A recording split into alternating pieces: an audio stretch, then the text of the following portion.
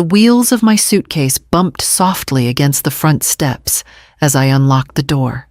I still carried the scent of Europe on me, French pastries lingering in the fabric of my scarf, the faint musk of leather from a shop in Florence tucked inside my bag. My heart was light. I had rehearsed the moment in my mind Ethan would laugh when I handed him the box of Parisian chocolates, roll his eyes when I revealed the Italian shoes I insisted he needed, and hug me like he always did. Warm and grateful, but the house was silent. Not the comfortable quiet of a home waiting, but a hollow stillness that echoed through the hall. I set my suitcase down and noticed the envelope propped against the doorframe. Dust had gathered on its edge as though it had been waiting for days. My name was scrawled across the front, the seal of Northwestern Memorial Hospital printed in sharp blue at the corner. I tore it open with clumsy fingers, my breath catching on the words inside. Ethan Calloway, admitted 6 days ago. Intensive care unit. Contact attempts unsuccessful. 6 days. My chest tightened as if the air had been yanked out of the room. I sank against the counter, the suitcase forgotten at my feet. I read the letter again and again, each time hoping I had misread. But the words didn't change. My only child had been fighting for his life while I strolled Venetian canals, sipping cappuccinos, believing everything was fine. Panic jolted me into motion. I fumbled for my phone, scrolling through messages, nothing from Vanessa. No calls, no updates, no explanations. How could 6 days pass without a word? She had my itinerary, my international number, everything. And yet, silence. My throat burned as I grabbed my keys, shoving the letter into my bag. There was no time for questions now, only answers. The chocolates and shoes would remain unopened in the suitcase. My son lay in an ICU bed, and I had been oblivious. By the time I pulled the front door shut behind me, my hands were trembling so hard I could barely lock it. The hospital's address blazed in my mind. The only destination that mattered. The drive to Northwestern Memorial blurred into a tunnel of red lights and horns. I barely registered the streets I knew so well, each turn taken on instinct. My grip white-knuckled against the steering wheel when the hospital's concrete towers finally rose before me. The sight alone made my stomach twist. Inside, the scent of antiseptic wrapped around me, sharp and unyielding. At the reception desk, my voice trembled only once as I gave Ethan's name. The clerk's eyes softened with a recognition that chilled me. She directed me to the 4th floor. Intensive care. My legs moved faster than my lungs could keep up, every step echoing in the sterile corridor. When the doors slid open, I was met by a nurse with tired eyes and a badge that read, Colleen. She guided me toward a room without needing to ask who I was. The hum of machines grew louder, punctuated by the steady beep of monitors. Then I saw him. Ethan lay pale and still, his strong frame made fragile by wires and tubes. A ventilator kept his chest rising and falling with mechanical precision. His face, usually so full of quiet confidence, was bruised and swollen, his arm bound in a cast. My knees buckled, and Colleen steadied me with a hand on my shoulder.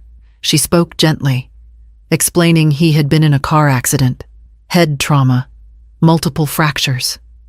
Internal injuries, her words ran together, a list I struggled to absorb. But one detail cut through the haze with cruel precision. Vanessa, his wife, had admitted him. She stayed long enough to sign paperwork and then left. She hadn't returned. Not once. I clutched Ethan's uninjured hand, cool beneath my touch, and forced my voice steady. I'm here now.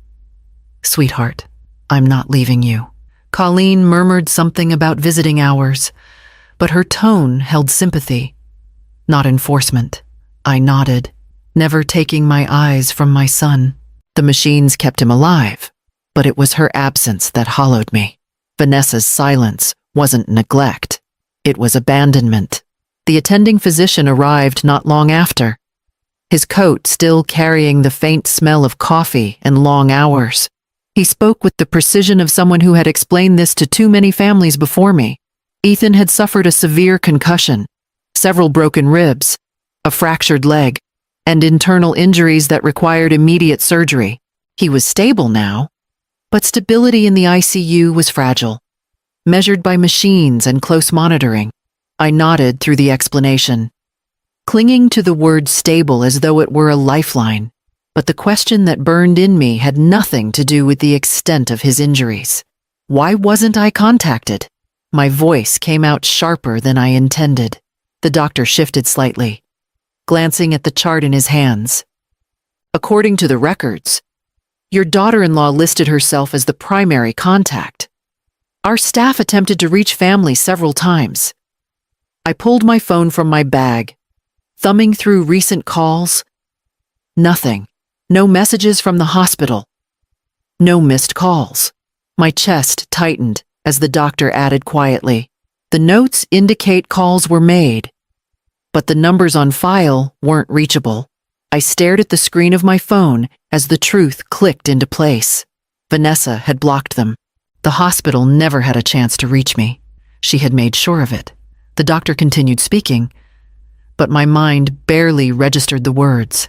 Anger surged through me, hot and steady, cutting through the fog of shock. Ethan lay here broken, and the one person who should have been by his side had not only abandoned him, but deliberately kept me away. I forced myself to thank the doctor for his update, though my voice sounded foreign to my own ears. When he left, I lowered myself into the chair by Ethan's bed, gripping his hand with renewed determination. Whatever reason Vanessa thought she had for shutting me out, she had just declared herself an enemy. I sat at Ethan's bedside until the machines became the rhythm of my own breathing. His hand in mine was steady but unresponsive, and every minute that passed fed the storm brewing inside me. I needed answers, and answers were rarely found in silence.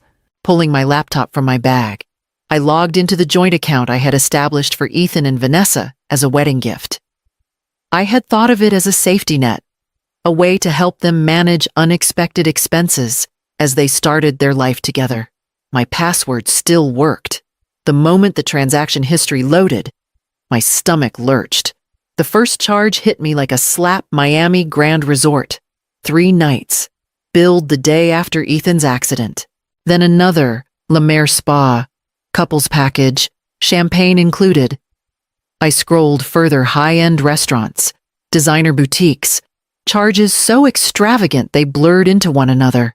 Thousands of dollars, all siphoned out in less than a week. The dates lined up with the nights I had been sitting at cafes in Florence, blissfully unaware, and with the very hours Ethan had lain unconscious in the ICU. Vanessa hadn't been grieving. She had been celebrating. I took screenshots of every line item, forwarding them to my secure folder. Years in finance had sharpened me to recognize patterns quickly. What I saw wasn't random, it was systematic indulgence. Withdrawals in cash, luxury receipts, a trail of betrayal written in numbers.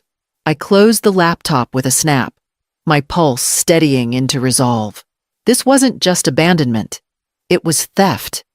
Indulgence built on the body of the man who had trusted her. I leaned close to Ethan, brushing my thumb against his hand. "Don't worry, sweetheart. She thinks she's clever, but she's forgotten who she's dealing with." The machines hummed on, indifferent, but my course was clear. If Vanessa wanted to live in luxury while my son fought for his life, I would make sure her comfort ended tonight. Numbers alone were damning, but I knew Vanessa well enough to expect vanity. She never could resist showing off her life to anyone willing to look. With Ethan's machines keeping time beside me, I opened my phone and began the search. Her own accounts were private, locked down tightly, but the people she surrounded herself with were far less discreet. It didn't take long. A friend had posted a series of pictures, bright and filtered in Miami sunlight.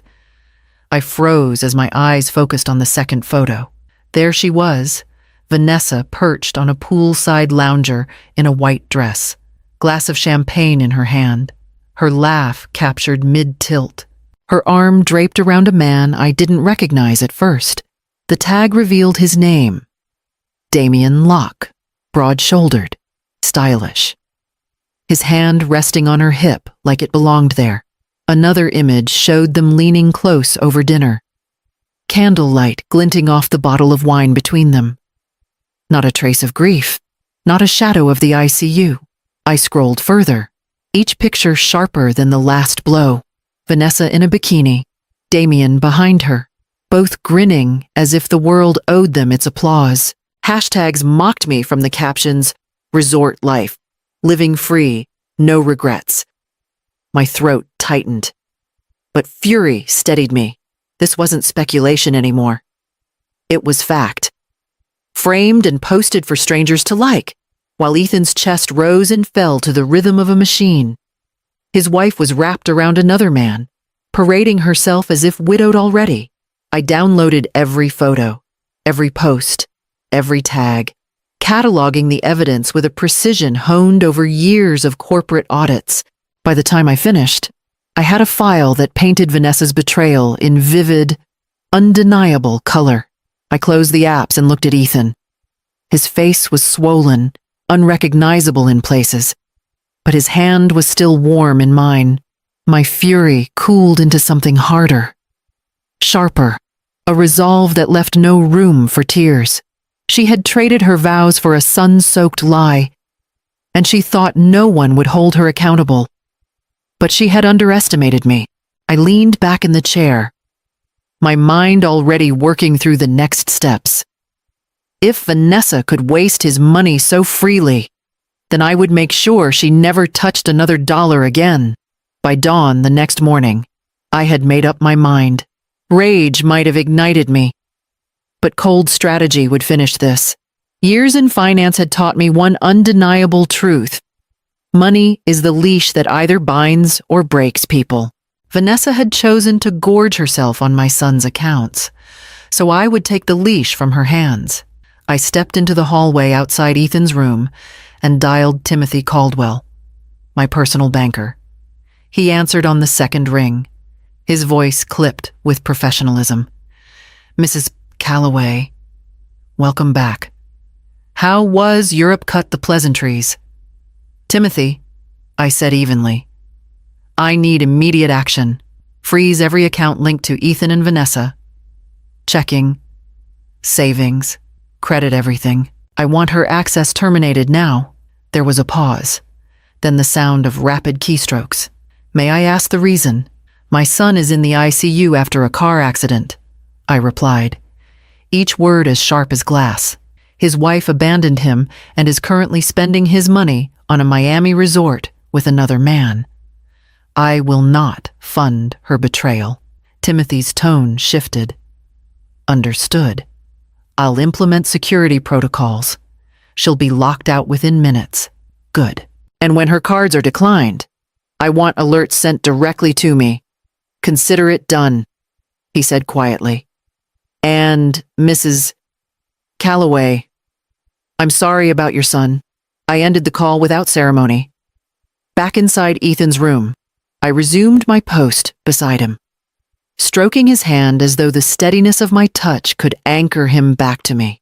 Hours later, the first alert buzzed on my phone. Attempted purchase declined, then another, and another. Each notification brought a grim satisfaction. I pictured Vanessa at the resort desk, confusion twisting into panic as her cards failed, the mask of luxury cracking in real time. I whispered to Ethan, "Your money won't buy her champagne anymore." The machines hummed on, steady and unyielding, as I sat taller in the chair. For the first time since opening that hospital envelope, I felt the faintest taste of justice.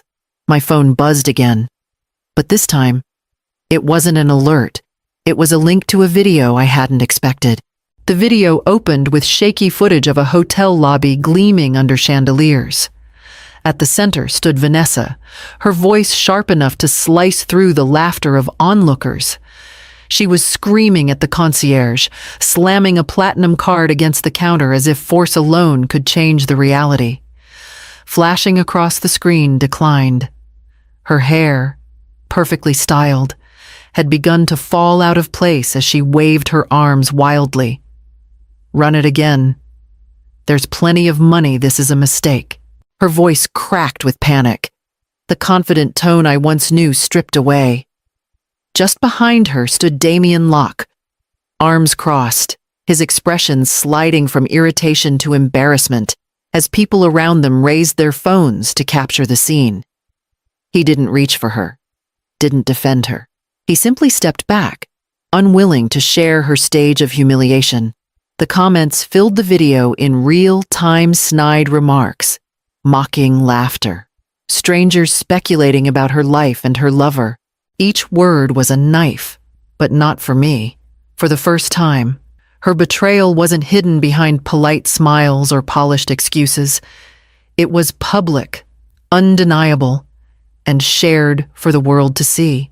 I watched it twice, then downloaded the footage along with half a dozen reposts from different angles.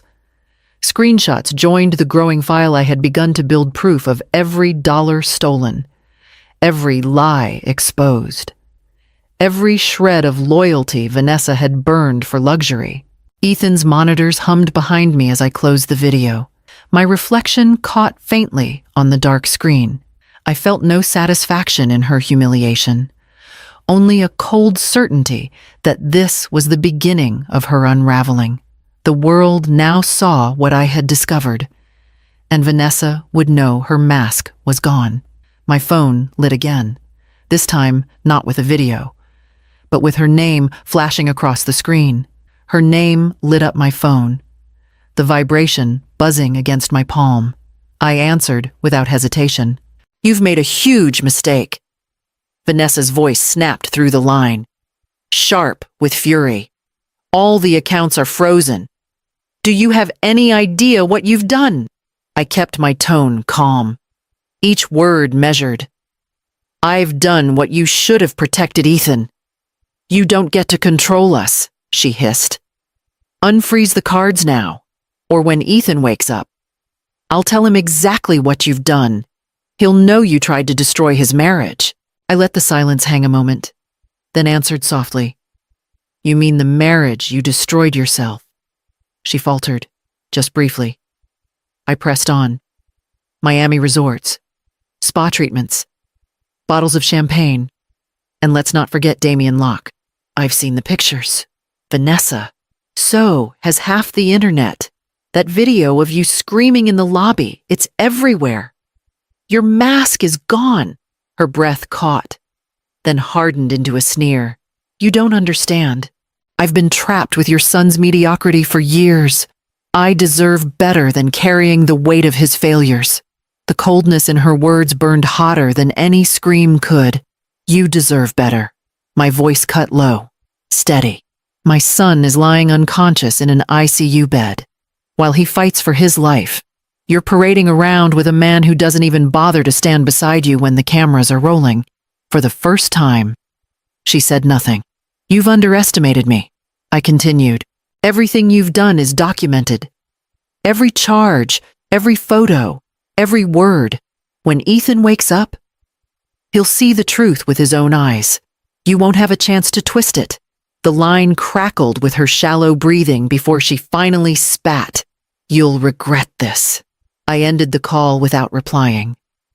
The quiet of Ethan's room wrapping around me once more. His hand twitched faintly in mine, and I knew it was only a matter of time before he opened his eyes.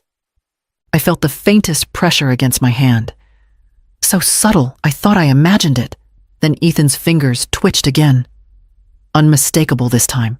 My breath caught as his eyelids fluttered, heavy and uncertain, before finally lifting. His eyes, glazed with exhaustion, searched until they found me. "Mom." His voice was rough, barely a whisper, but it was there. I leaned close, brushing his hair back gently. "I'm here, sweetheart. You're safe." He tried to swallow, grimacing, then whispered, "Accident. I remember." His brow furrowed as fragments broke through. Vanessa. She was yelling, wanted me to sell investments, said Damien had an opportunity. I told her no. She was furious. She grabbed my arm and then, the road everything blurred. His eyes filled with tears he refused to let fall. I squeezed his hand, steadying him. "Ethan, you don't need to carry this alone. While you've been here, I've learned the truth. Vanessa left you at the hospital and went straight to Miami with him. She's been spending your money, parading with her lover. And now the world has seen her for what she is." His face tightened, grief sharper than the bruises that marred him. "She left me." "Yes," I said quietly, refusing to soften it. "She left you, Ethan," and she didn't look back. He closed his eyes, the weight of betrayal pressing heavier than his injuries. When he opened them again, there was pain, but also clarity. "Then I don't want her anywhere near me," he whispered, voice ragged. I nodded, stroking his hand. "She won't be. I'll make sure of it." The monitors beeped steadily beside us, but his words gave me a strength I hadn't felt in days. Now it was time to finish what I had started. The days that followed blurred with investigators, statements, and evidence files. I handed everything over: the bank records, the screenshots, the viral videos. The police moved quickly once the full picture came into view. Reckless endangerment, financial exploitation, fraud. Each charge stacked like bricks against Vanessa until even her polished smile could no longer shield her. Damien Locke slipped away the moment the accounts dried up. The man who had wrapped his arms so easily around her waist was gone before the ink dried on her arrest warrant. She was left to face the consequences alone, abandoned in the same way she had abandoned Ethan. Through it all, I remained where I had always been, at my son's bedside. Slowly, Ethan began to regain strength. The bruises faded, the casts weighed less, and therapists began coaxing his body back into movement. Each step was painful, but his determination grew sharper than the hurt. He no longer asked for her. He no longer looked for answers from anyone but me. One evening, as the sun dipped low against the Chicago skyline, I sat with him while he practiced flexing his injured hand. He looked at me, weary but steady. She tried to break me. "Mom," he said quietly, but she didn't. I placed my hand over his. No, she didn't, and she never will. Betrayal had tried to hollow us out, but it had failed. In its place stood something stronger, a bond forged not by illusion, but by truth and survival. Ethan was still my son, still my heart, and together we were already stepping into a future she no longer touched. When love betrays you, but blood remains, who truly counts as family?